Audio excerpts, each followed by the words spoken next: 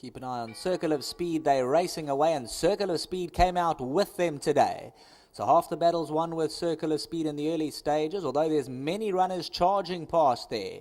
Airbender's one of the first to respond. Arella's right there.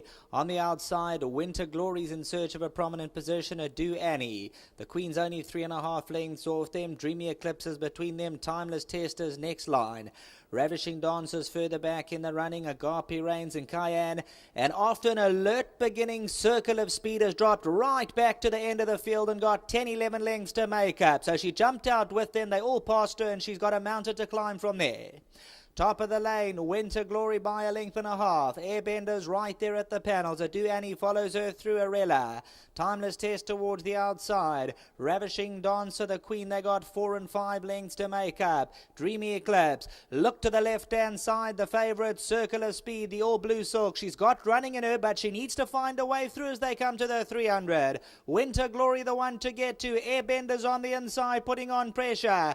Right up there, Adu Annie. On the outside, Dreamy Eclipse. Now Circle of Speed. She sees daylight and she starts to charge home. 3 lengths to make up, but she could win this now. Do Annie, but now Circle of Speed swoops through. Do Annie, but Circle of Speed, it's all eyes on her, and she's gonna just get there to torpedo them. So Mungo Kamalo for Sean Terry. Some anxious moments early on, but she eventually gets there on the quick running track. Do Annie staying on for second. Then we're looking for photos behind that. Airbender's involved for that third position, and 1 or 2 others looking to get into the quartets, because all eyes were on Circle of Speed. And I tell you what, coming to the 300, she had a lot of running in her, but it's just a matter if she was going to get there in time. Do Annie, but Circle of Speed, the banker on the day, she wins at 3 parts of a length, and this is a good victory. The course is running very quick. She came out with them, and all of a sudden she was 10-11 lengths off them, and at the 400 it was make or break, because it was a matter of her finding the split. She found the split and she won it. Airbender did enough for third, and then came Timeless Test. Agape Reigns behind these, but I'm sure all people were focusing on Circle of Speed that last 100, and Yari she comes. Look, 3 off the left-hand side. That gap just opens big enough, and Samunga Kamala now sends her. He says, let's go, get the leader. And Adu Annie, who moved up menacingly along the inside, she skipped away, but you could see Circle of Speed was getting there. She got there, and they had a little fight for a stride or two, but then Circle of Speed, she comes through and she delivers the knockout blow with the last 50 meters. She now picks up Adu Annie, and here is Circle of Speed. You can breathe that relief the last 50 meters, and Circle of Speed to the winner's enclosure. Back to the studio. Welcome back to Clairwood. We've just seen the running of race number 4 over 1450 and Circle of Speed. I think a lot of people's expected pick 6 banker has arrived today. We heard it from Sean Terry and Smanga Kamala after the second race. Smanga was out on terms today, but then, just lost it early on and dropped out to last. Take us through the race. Yes, I thought that we came out much better today than the time before, And I think about 100 meters, and then she just dropped up to last. And I just left her because I know she does her best at that last little bit. And going around the 1,000, I thought to myself, I must try and creep closer just to not to give them too much start from me, So coming toward the straight, I picked them one by one.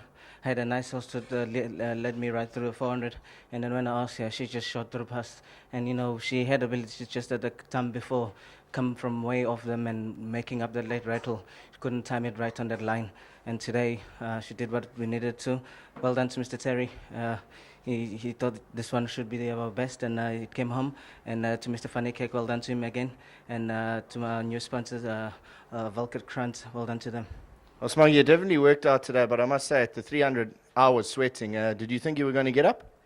I know this filly. She's got a tenor foot, and once she's on that right leg and she's going, it'll be hard actually to stop her. So I thought I might get up there short hit, but I was running away from them that last little bit, and that's what we want. At least we know she can go a little further. Well, Smang, you top rider. Congratulations. Thank you. Sean, come through. Like you just said, Sean, crystal ball you had. Lots of people were sweating that, making that their pick 6 banker. You pretty much hit the nail on the head. Had a lot to do, but you came through and won a cracking good race. Yeah, funny enough, I've been trying to go the mile with her, and I just haven't been able to get a decent draw. And I thought on her last run, she'll win a 1450, but the course is running really quick, and you're going to be giving start. It's never easy, and they're still maidens and they're still learning, and fortunately she's pulled it off.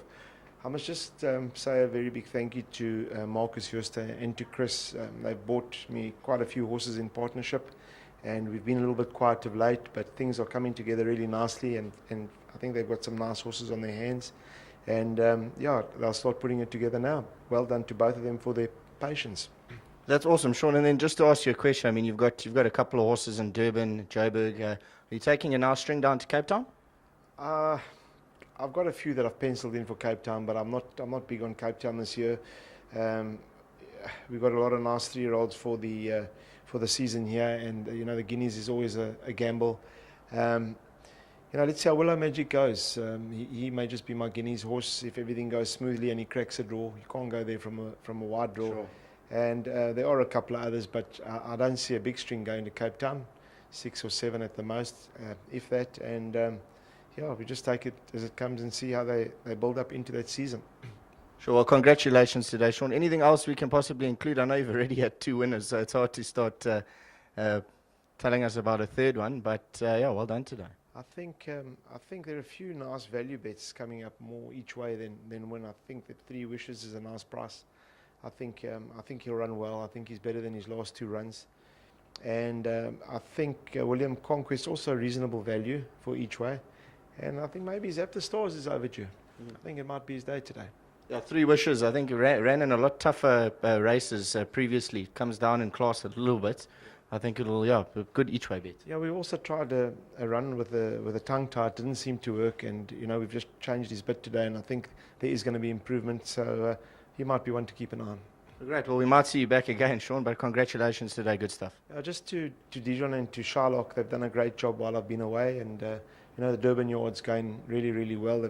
They've been running a few decent horses, and they've run well, and they deserve the accolades. They've been keeping it going, and you cannot do it without a good team, and fortunately I have just that. 100%. Congratulations. Thank you.